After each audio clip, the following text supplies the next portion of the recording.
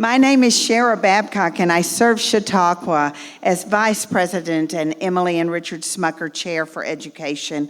I am very pleased to welcome you all to this very special presentation, the awarding of the 6th Annual Chautauqua Prize, a national award that celebrates a book of fiction, of literary or narrative nonfiction, or of fiction, that provides a richly rewarding reading experience and honors the author for a significant contribution to the literary arts. The prize has grown each year. We announced the plans for the prize at a special evening with author Dan Brown in 2011, connecting it with Chautauqua's rich literary history. In 2012, we were happy with our 65 entries from 33 publishers. In 2017, for Mr. Ho Davies' book, we reviewed 192 books from 79 publishers and imprints. Our review process includes over 80 Chautauquans who have professional credentials in reading, writing, selecting, and editing, each reading about 6 books apiece. The program is supported by an anonymous foundation introduced to us by Chautauquan Michael Rudell. We thank sincerely Mr. Rudell and our volunteer readers. It's my great pleasure now to introduce Michael Hill, Chautauqua's 18th president, who will award the 2017 Chautauqua Prize.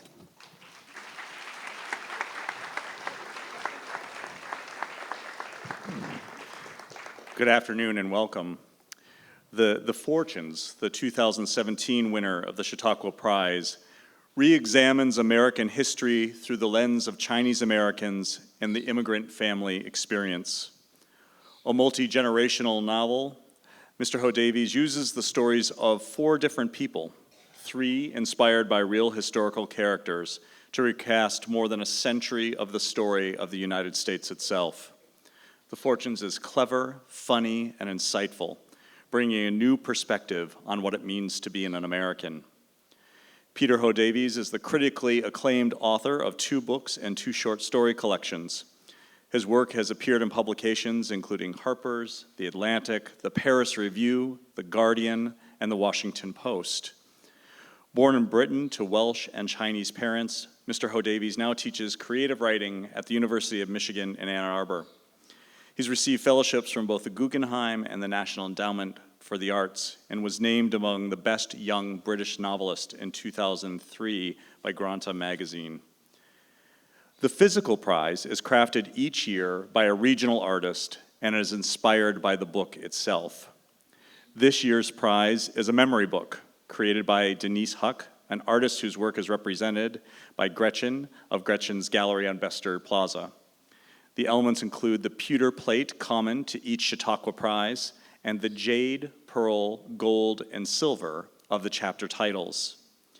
In addition to a week's residency for Mr. Ho Davies and his family, his wife Lynn and his son Owen are with us, and we're so grateful that they are. The prize carries a $7,500 cash award. Following today's presentation, there'll be the opportunity to purchase the Fortunes, assuming you haven't already done so, and to have it signed by Peter. The book sales and signing will be on the porch of the Literary Arts Center at Alumni Hall. Ladies and gentlemen, please help me award the 2017 Chautauqua Prize to Peter Ho Davies and welcome him to Chautauqua.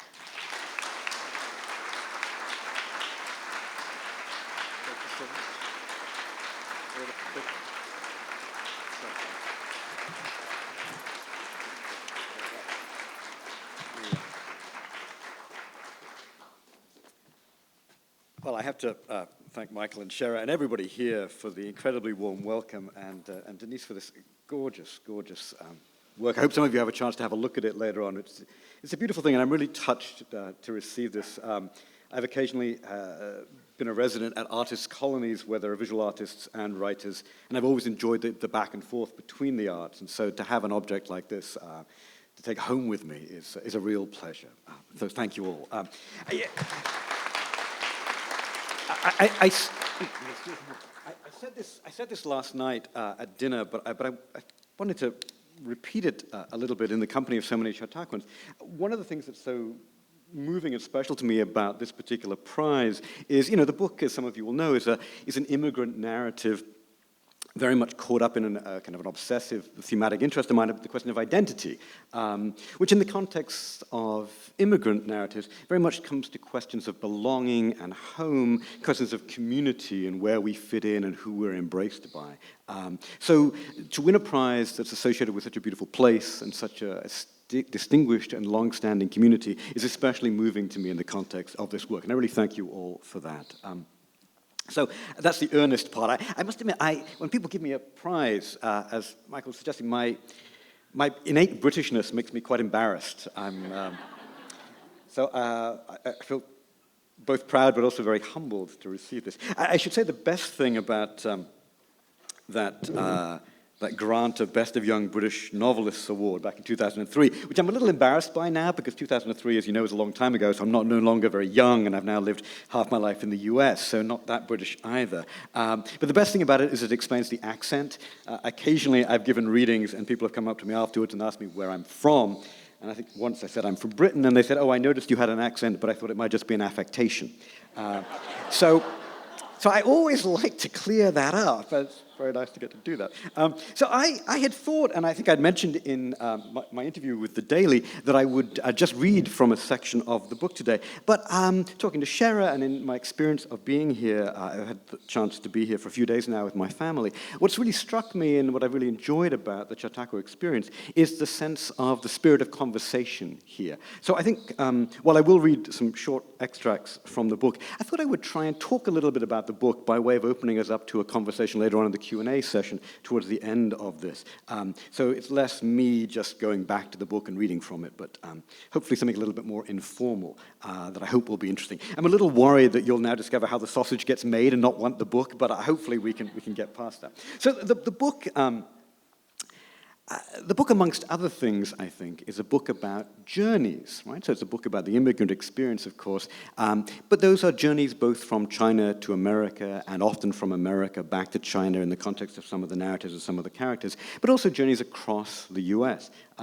And the technology of travel is something the book touches upon. One of the kind of quieter themes in the book is that it starts with characters on a railroad journey. There are characters in the second part who are taking a cruise ship back to China. The third section is set in Detroit and talks a little bit about the car industry and its importance to the US. And the last section talks a little bit about the advent of jet travel and how that has also changed patterns of immigration in various ways. You know, technology, I think, is often shaping the way we think about the movement of peoples across the globe in various ways. And so in that spirit, I thought I would try and describe something of the journey of the book, so to speak, which appropriately enough began about 20 years ago with a journey that I took shortly after arriving in the US across the country by train, which is really eye-opening for me as a European coming from Britain, where we have lots of very small countries. And the idea of being on a train for what felt like 5 days, but might have been 50 because it seemed like an extremely long journey,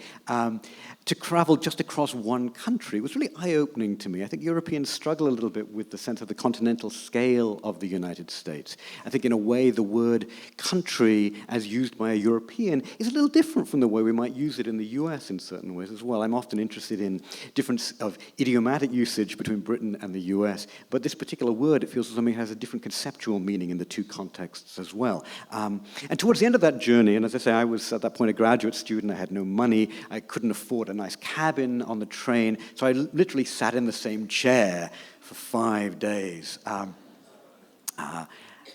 So I was very relieved for the end of that journey, I think it's fair to say. But that last passage where you go over the Sierra Nevadas, you go down into California, you go from the snow-capped peaks of the Sierras down into that sort of subtropical plains of California, was not just a relief to be something that marked the end of the journey, but also really eye-opening to me. And it's the first place that I learned of the Chinese working on the Transcontinental Railroad, their role in helping build that over the Sierras. And I think that's the first glimmer of the desire to write this book, although at that point I suspect I was both too young in my experience of the US, and certainly too young as a writer to take on what felt like a very expansive project. And yet it never quite went away. So over the years, working on other projects, occasionally getting stuck on projects, being between projects, I would return to that material and do some research. The question always when we grapple with expansive historical material like that is how do we as writers find a way into those narratives? How do we find ways to get beneath the skin of the history in certain ways? How do we find an individual, in many ways, whose story we can tell to illuminate that history? And I was lucky. I came across, at some point of the research, a very brief reference to a Chinese man. He's referred to in the text I'm thinking of as Ah Ling. That's all we know about him as his name. And he was the manservant. I imagine him as a kind of valet to a historical figure called Charles Crocker, who's the man responsible, one of the big four, one of the associates who helps build the railroad, the Central Pacific. And he's the guy responsible for the actual building of the road. And is often credited with the hiring of Chinese labor for that work. He gets something of a liberal reputation these days because in that era he was a stereotype buster of sorts. He pushed back on the idea that the Chinese, as they were thought in that period, being too fragile, too weak, too feeble to undertake the backbreaking work of cutting a railroad line over the Sierra Nevadas. So there's a way in which he's sometimes given more credit perhaps than he's due. I suspect he just saw them also as cheap and available labor, of course, to think about them. But Crocker is said to have been inspired by the example of his manservant Ling. He looks at this man who's working for him and basically says, he's a strong guy. Maybe they're all like that. I bet he can build, or they can build, my railroad for me. And so I was very interested in the idea that Ling is a kind of, what I've occasionally joked about as Asian Zero, right? He, after the gold rush, when a lot of Chinese arrived, many of them are now returning to China, but they stay to build the railroad. We probably wouldn't have the Chinese-American community we have today if it weren't for their staying to work on the railroad.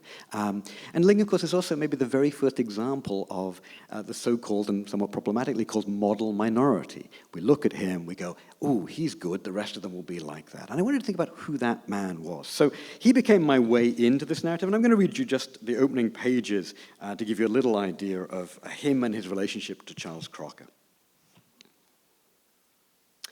It was like riding in a treasure chest, Ling thought, or one of the mistress's velvet jewel cases.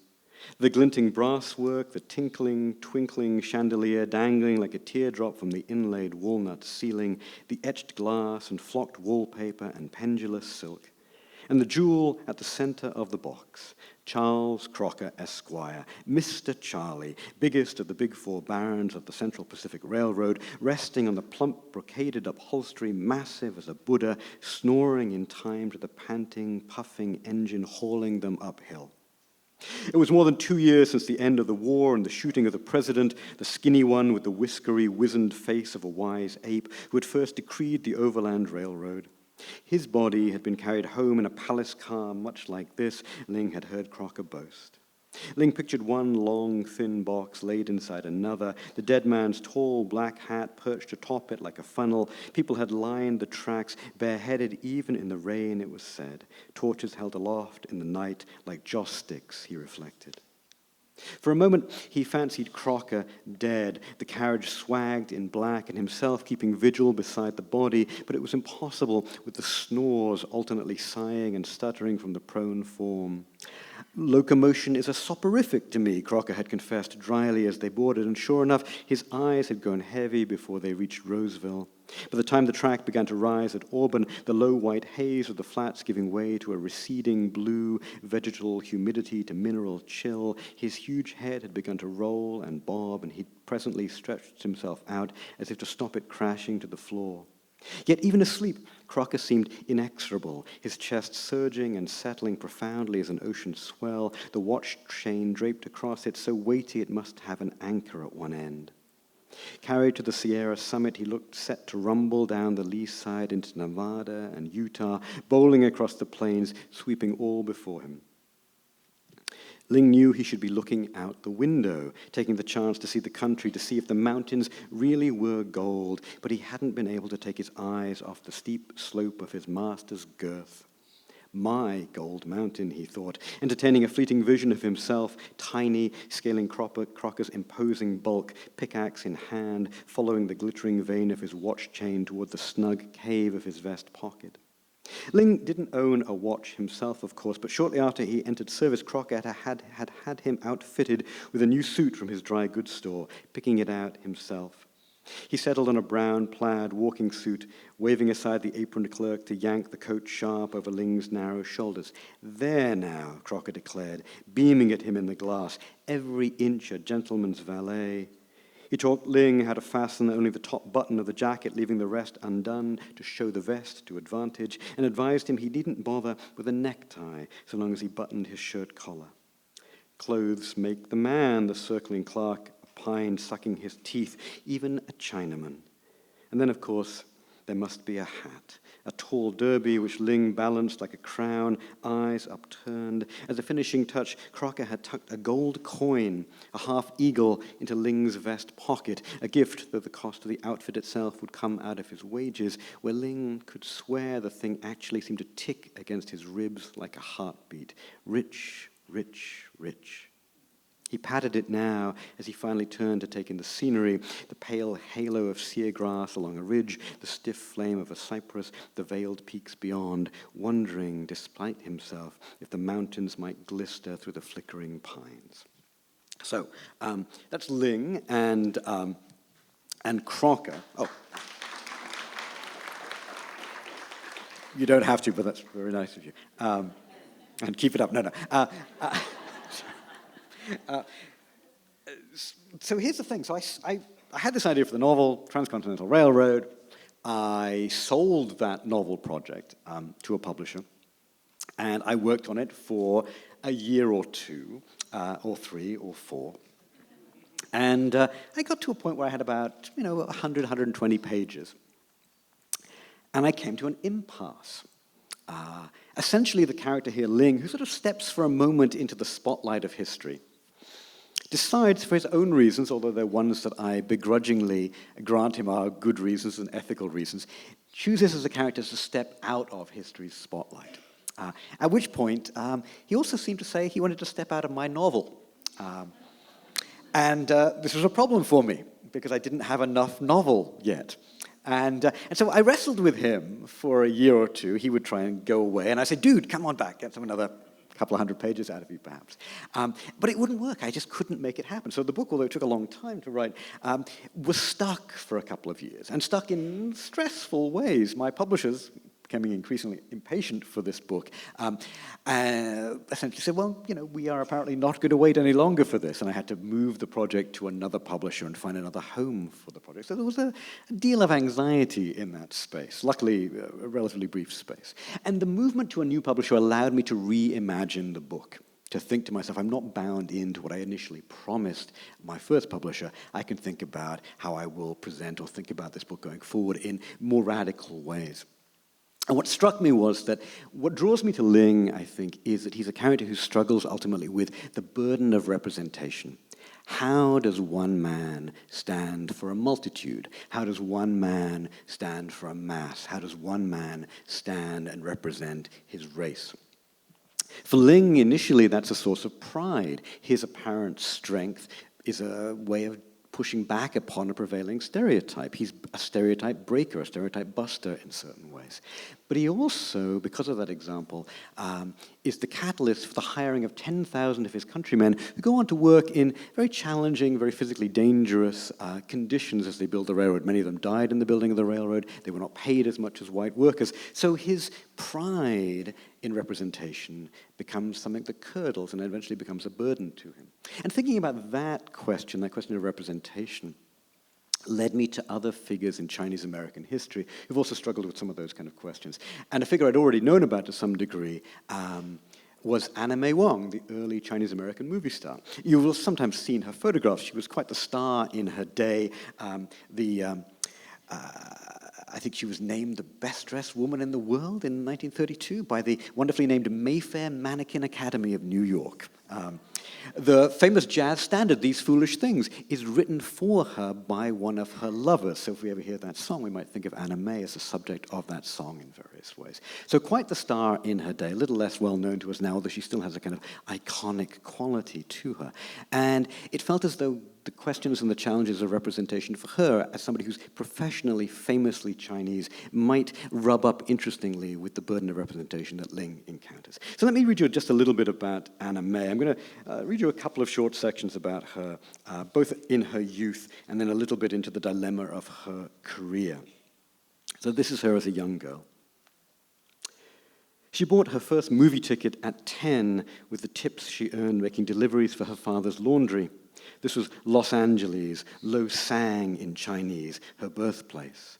Cutting school, she walked for miles in the heat to avoid being seen by anyone she knew. Only when she hadn't passed another Chinese face for blocks did she duck into a theater. A biograph, she later recalled. The ticket seller gave her a narrow look, inspected the Indian head on the coin she held out as if it were a passport. This when Nickelodeons still cost a nickel, and then waved her through.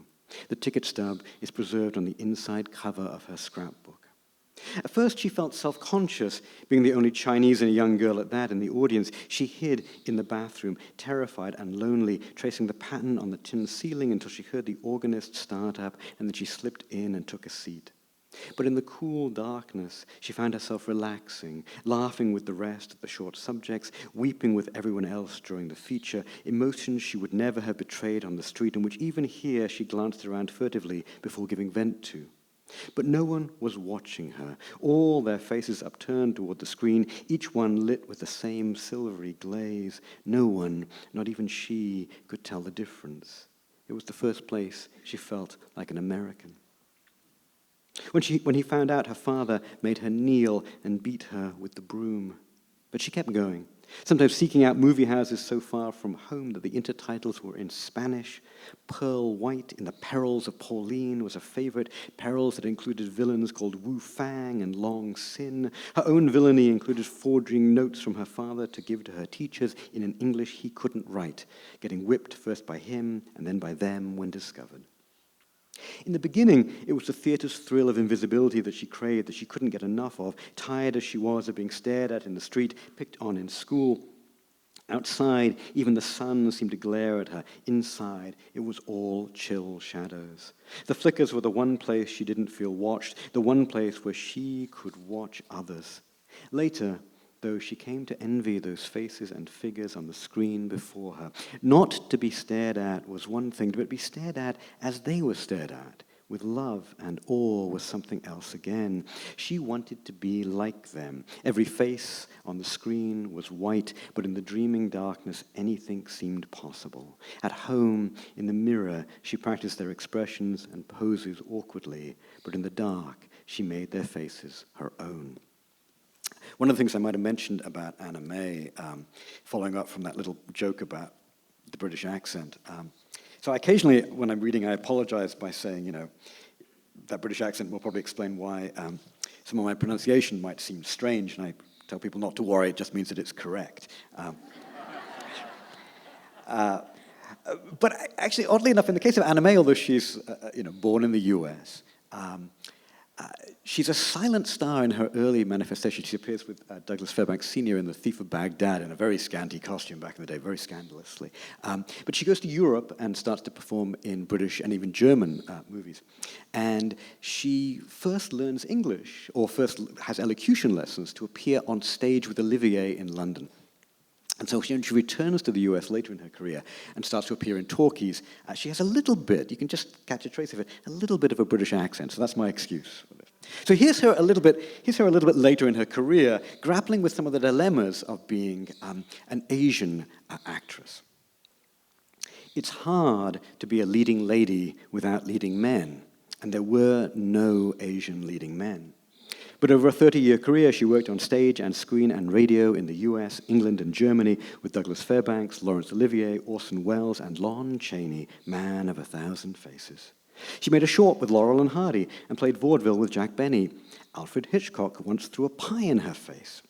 She taught Myrna Loy how to use chopsticks. She met Sinclair Lewis, Zora Neale Hurston, Somerset Maugham, and Walter Benjamin, who described her hair let down as like a dragon romping in water. She stayed at the Algonquin at the same time as Gertrude Stein. She taught Constance Talmadge how to use chopsticks. Man Ray took her portrait. Cecil Beaton photographed her for Vanity Fair. Her supposed lovers included Fairbanks, Vincent Price, Todd Browning, Marlene Dietrich, and Leni Riefenstahl, men and women, all white. She taught Loretta Young how to use chopsticks. When rumored to be engaged to the Korean contract player Philip Arndt, she said that kissing him was like kissing her brother. She never married. It would have been illegal for her to marry a white under California's anti-miscegenation laws. The only happiness is with one's own race, she affirmed in interviews. She taught Reni Adore how to use chopsticks.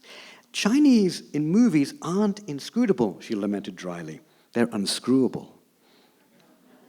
But in life, the ban on mixed marriage made her the perfect mistress, one who could never expect to wed her lovers. So we begin to feel something of her dilemma. She's famous for being Chinese, but she's also limited in the roles she can undertake because she cannot kiss on screen anybody who's not of her own race. The movies can't depict interracial love. And so even in this period when some actors are cast in yellowface, many actors are cast in yellowface to play Asian roles, Caucasian actors playing Asian roles, she can't star opposite even a white actor in yellowface and kiss him. Right, so she's very limited in the roles. And for her, the dilemma of this comes to a head when they're casting the movie version of The Good Earth, right, which has been a huge bestseller. Pearl Buck has won the Nobel Prize. It's the big break for her, the role that she's been born to play with, as people have said. But she can't get it as soon as Paul Mooney, the European actor, is cast in yellowface to play the lead role. She's disgruntled to not get that role, and kind of in response to that, she decides for the first time in her life, having been brought up in the US, traveled a lot in Europe, she takes her first journey to China. And this is her, just for a page or so, on a cruise ship traveling to the homeland she's never set foot in before. She turns heads on the boat deck.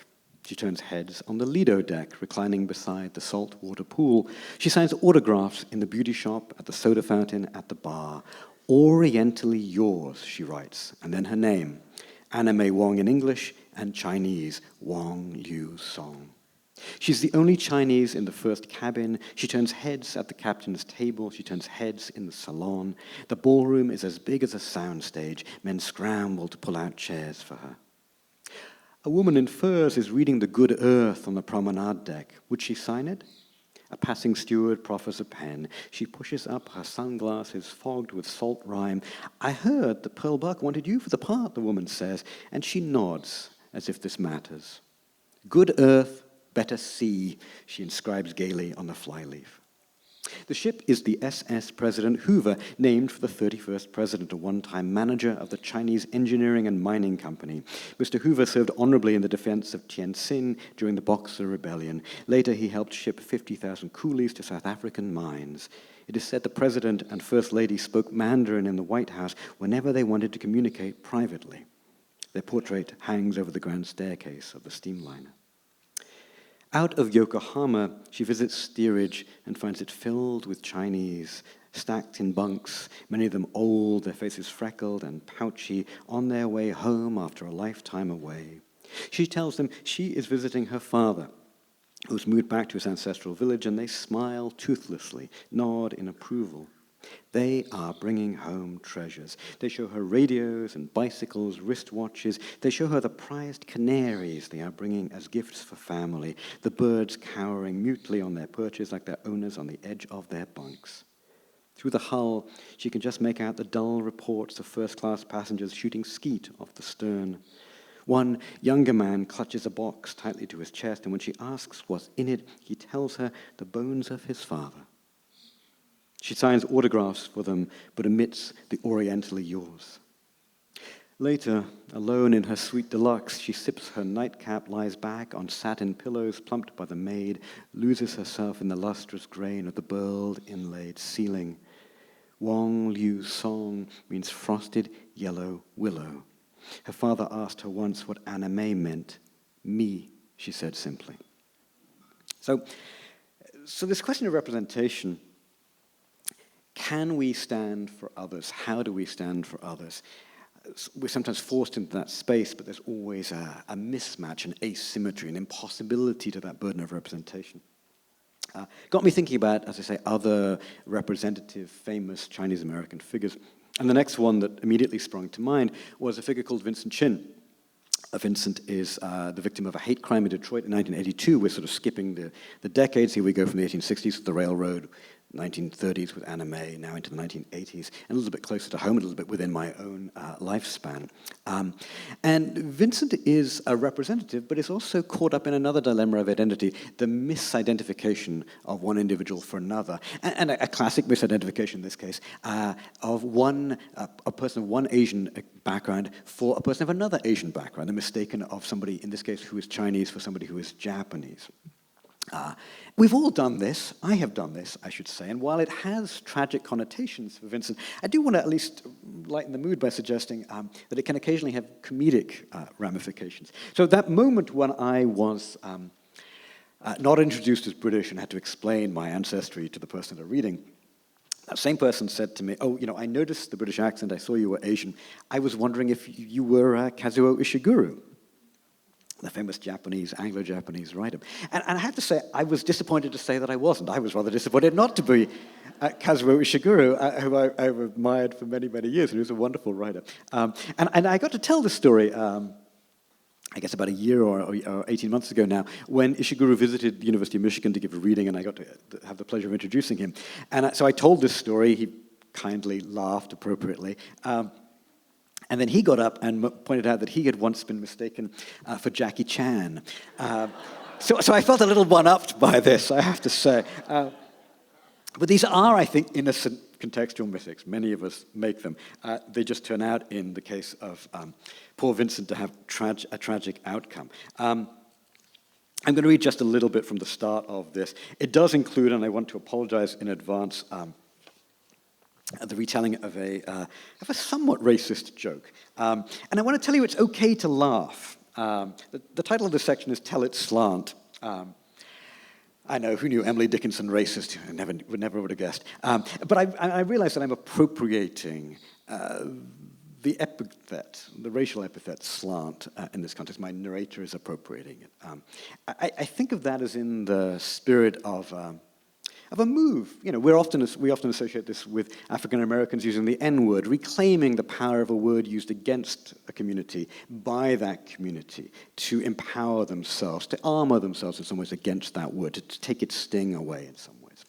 And we're familiar with these words. We use them more freely now than we might have in the past. The word queer, embraced by the community, started as a word used against the community. The word suffragette, a word we now think of as with great pride when we think of that movement, a word used against those women at the start of that movement, but claimed by them. So there's a power in language, and a power that can be reclaimed sometimes by the targets of that language. And so I like to think, when you come across this joke, you might think that the joke is no longer on the subjects of the joke, but the original tellers of such a joke. This is told by a witness to the attack on Vincent. What do I remember? What does anyone remember after all this time? If you remembered at all, if you were around in the 80s, say, what you remember is a Chinese guy being beaten to death in Detroit by two white auto workers who mistook him for a Japanese. This at the height of the import scare, when Japanese manufacturers were being blamed for the collapse of the big three auto companies. Maybe you remember it happened outside a club where the Chinese guy, actually a Chinese American named Vincent Chin, was celebrating his bachelor party. Maybe you remember he was buried on what should have been his wedding day. But perhaps you thought it was just an urban legend, a bad joke come to life. A Chinaman and a Jew walk into a bar. They order drinks, get to chatting, then out of nowhere, the Jew turns around and sucker punches the Chinaman. What the hell was that for, the Chinaman splutters the Chinaman, and the Jew tells him, Pearl Harbor. But that was the Japanese, I'm Chinese. Oi, sorry, the Jew goes. You've all got that black hair, those slanty eyes, it was an honest mistake. Stop me if you've heard this one before. Well, all right, the Chinaman says, dusting himself off, and they order another round. Only 5 minutes later, The Chinaman rears back and cold cocks the Jew. What the hell was that for, the Jew asks, picking himself up. Titanic, the Chinaman says sternly. The Titanic, the Jew cries, that was an iceberg. Iceberg, Goldberg, Steinberg. The Chinaman shrugs, honest mistake. Only that night, it wasn't a Chinaman and a Jew. It was two Chinamen, Vincent and me. And it wasn't a bar, but a strip club. And we were with a couple of white friends, Mike and Jerry. But still, I don't know about an honest mistake, but it was an easy one. It was dark in there, filmed with smoke, lit only by the snowy static of glitter balls. One of the girls used a fog machine in her routine, another flickered in a strobe. I'm not sure I could have told Chinese from Japanese in that light, but I knew the pair across the stage, one silvering, the other mustachioed, were white, and they knew that we weren't. So I'm just going to, time is beginning to bump up against me. I'm just going to talk a little bit briefly about the very final section here. What I realized as the writer of this book is that one of the reasons I've been drawn to all of these representative figures is because the question of representation, what I think of sometimes as the anxiety of representation, is also a very personal but also very writerly anxiety. How do I, as a single writer, and a writer at that of half Chinese and half Welsh extraction, write about a community like the Chinese Americans? What right do I have to represent them? How can I possibly go about doing that? And I think a lot of writers struggle with the question of our right to write something. Are we allowed to do that? Sometimes I think that anxiety closes us down. We self-censor, we choose not even to begin to put that on the page. Whereas, in fact, I think the goal is to put it on the page and then try and do it well, ideally. That the very doubt we have, hopefully, is the thing that helps us make us do it well. One of the ways I tried to think about that challenge and that issue was to try and confront the issue and to make that question of anxiety, the question of do I have the right to write this, in a sense, the subject of the book. So all of these characters grapple with, in some ways, their right, their burden, their duties as representative characters. And I thought, since this is an anxiety of my own, I might as well out myself at the end of the book by featuring a character who is half Chinese, half white, and who happens to be a writer. So I'm going to give you a little section from his point of view. His name is John. He'd published a few stories in decent journals, sold a collection entitled Ancient Chinese Secrets not long after graduate school, and secured a college teaching job on the basis of it. But then the historical novel he'd promised his publisher about the building of the Transcontinental Railroad got bogged down. It's taking longer to finish than the railroad took to build, he used to joke.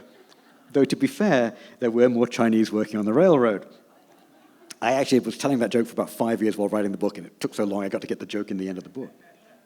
But the joke stopped being funny when the publisher canceled his contract. The trouble, more intractable than the 12-foot snowdrifts or the granite outcroppings the railroad encounters, was a reading he'd given at his new college a year or so after his first book had come out. He had thought it went well, been flattered by a good turnout, though he gathered afterwards it was the last reading of the semester and all the undergraduates were belatedly satisfying a requirement. A Chinese student, crisp white shirt buttoned to the throat and wrists, has raised his hands during the Q&A. In your lecture, he began. And John had smiled into the microphone and corrected him, story, and the student had nodded and proceeded to list instances of Chinese words that John had misused or mispronounced in the story. It was a long list.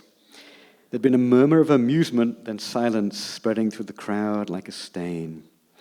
Also, please, this one word, gugujai, it does mean penis, the student said, with as much distaste as he might handle one, but I think it is baby penis, what you call baby talk, what a mother says, not so romantic as between two lovers.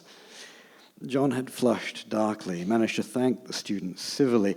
The hosts, if there were no more questions, had been drowned out by simpering giggles. It had been nothing, really.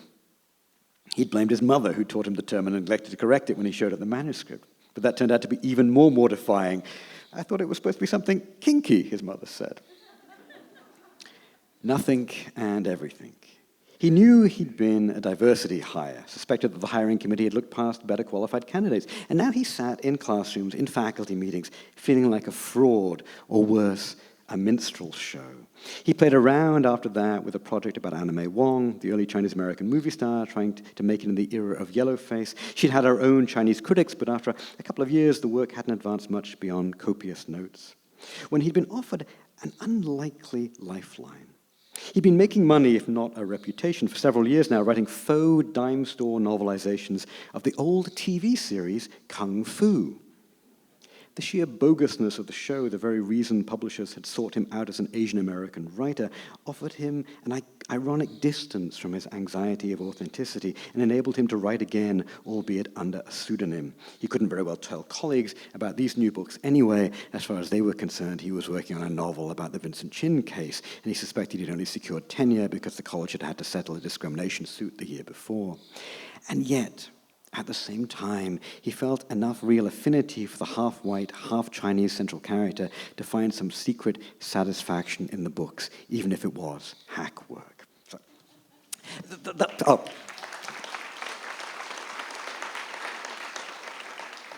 You're too kind, and I do want to stop talking so much to hear some questions from you guys. But the last thing I would say on that score is that while that obviously flirts with autobiography, for the sake of my wife, who is here in the audience somewhere and hears me say this every time, it is not strictly autobiographical. Probably the closest detail in that little section I read was that I was once offered the chance to write novelizations of the TV series Kung Fu and turned it down, thankfully. What I think, though, it speaks to is something that I love about the book, although I only came to it in this very roundabout, not by design process. This is an ad hoc understanding of my own work. That last section is both autobiographical and not autobiographical. The book is both fiction and history. The book in its 4 parts is both a novel, I hope, but also a kind of collection of short stories. All of which is to say the book is hybrid in its form. And it is, of course, about people, Chinese Americans, mixed race characters, who are themselves hybrid in their identities. So by luck as much as by design, by chance, by a kind of reading understanding of my own work as I worked my way slowly feeling in the dark towards it, I came to this understanding that the essential form of the book somehow serves its content. Although if I were to say that I had that in mind at the beginning, as you will now know, I would be lying. And that feels like one of the gifts and one of the pleasures, one of the reasons I do this. So thank you for your attention. I'm happy to take any questions you have.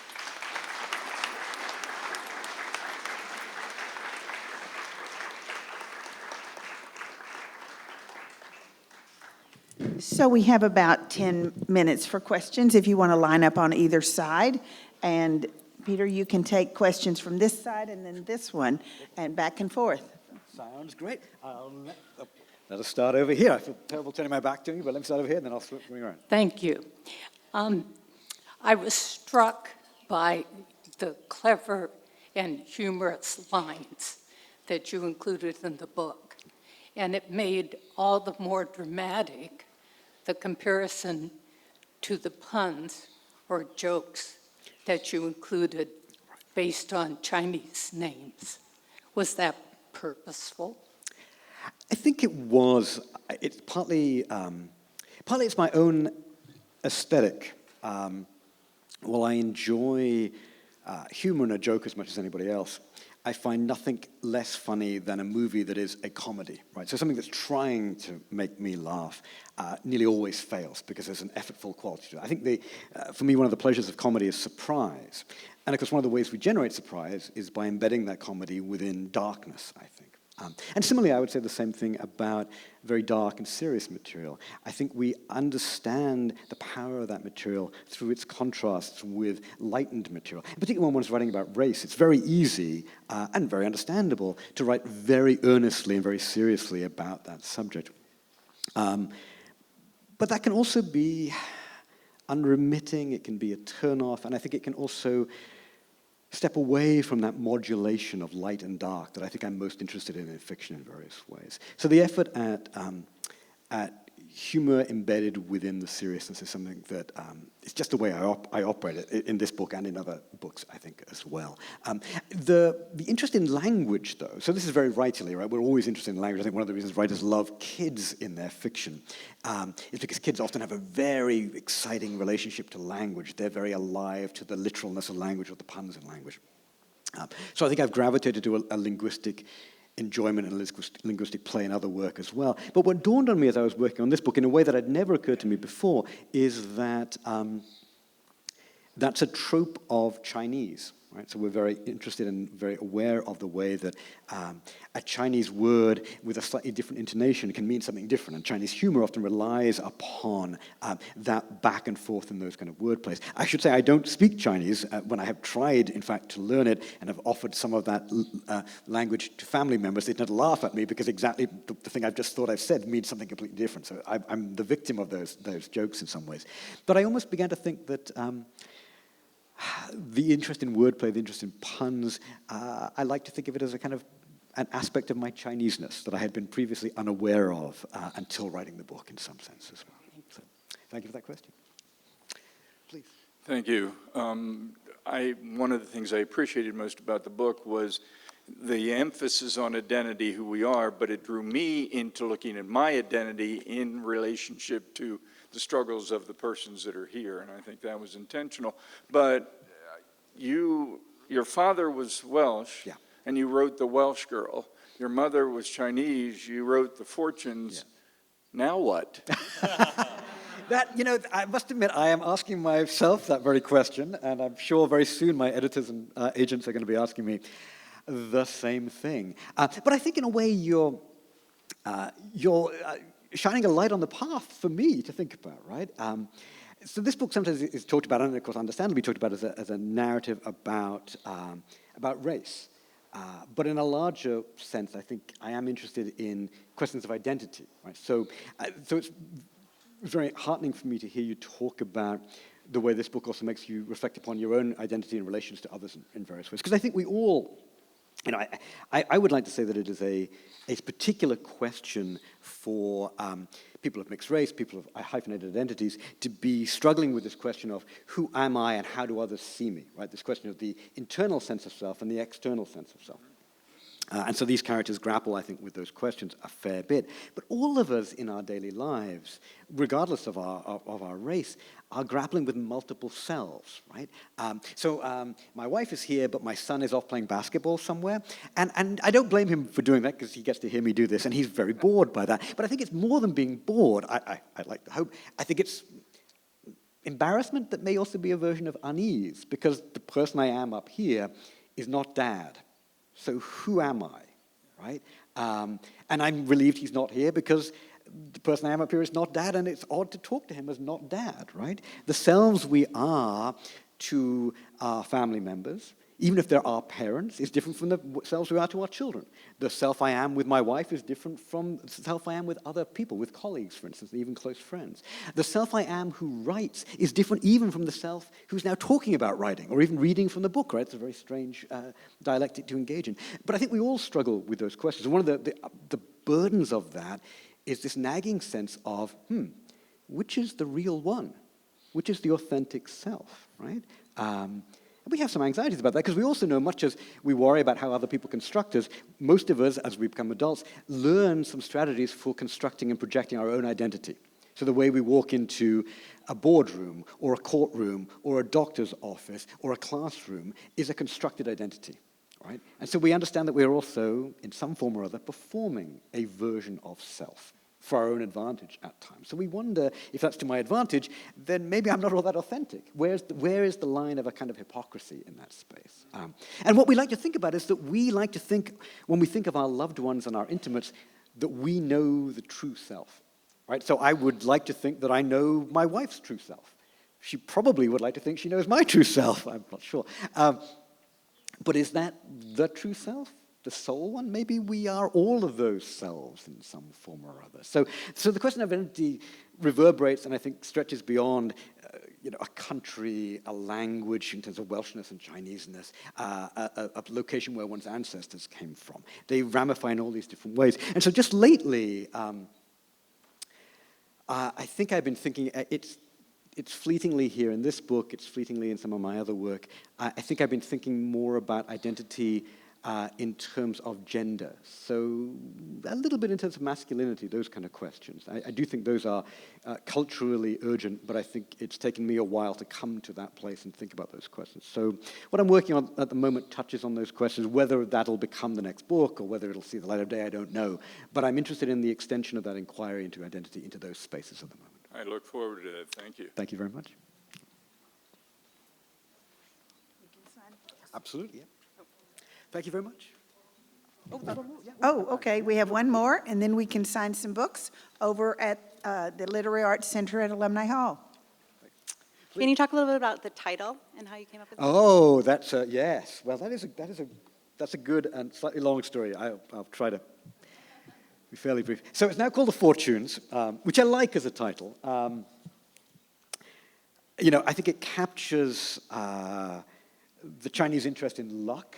Just features in there are some characters who are gamblers and the like. It also maybe touches on the question of fate. Some of these characters do not have the happiest outcomes in their lives. The plural nature, of course, speaks to the multiple characters. And, of course, it's a way of nodding to that most bogus, but also somehow most emblematic symbol of Chinese America, which is the fortune cookie, right? So we know the fortune cookie. We go to China, we're in a Chinese restaurant, no fortune cookies. And yet, I think what I began to work my way towards in the book was this idea that for people who are of hyphenated identities, I think of this particularly in the context of Chinese Americans, it may apply to others as well, there's a kind of lose-lose choice. Which side of that hyphen do you lean? Are you more Chinese, more American? If you cleave more to that heritage, does it feel that you fail to assimilate? If you assimilate more, does it feel like a betrayal of the heritage that you've come from? Construed as a duality, as a choice, I think it does feel lose-lose. I've often said the book is about the hyphen. It's about that middle ground in some ways. And so I think Chinese Americans often feel not quite Chinese enough, and maybe not even quite American enough. And I suppose I'm trying to make an argument that Chinese Americanness is its own authentic identity. And in that regard, I kind of want to embrace the humble fortune cookie as its own authentic emblem of a kind of cultural mashup in some ways as well. There's much more I could say about the title. It was briefly as a book called Tell It Slant, which is what the name of one of the sections. And we talked a little bit about that title earlier. My editor and I loved that title, felt it was provocative and really interesting. A sizable bookstore chain that will go unnamed, but there's only one left, so you do the math, had some reservations about that title. And I get where they're coming from. But it's interesting. It's about questions of, we talk a lot about questions of appropriation. I was trying to decide ultimately whether or not, maybe I'll leave you with this question, whether or not a book called Tell It Slant would be more offensive to Asians. And I said this bearing in mind that there's a famous band, Asian American band, called the Slants, who have just won the right in the Supreme Court to trademark their offensive name. And they do think of it as about the reclamation of that epithet. Or whether the name Tell It Slant might be more uncomfortable for whites. I'm not sure I know the answer to that, but I mulled it for a while. In the end, I was comfortable with the change because it felt as though there's a kind of anger to the narrator of the Tell It Slant section that I don't think is representative of the whole book. I think The Fortunes is a better title for the whole book, but I struggled with that one for a little while. And I'll talk more in the signing line if anybody wants to get into the weeds of that particular question. But thank you so much. I really appreciate your attention. I'm really grateful and honored for the prize.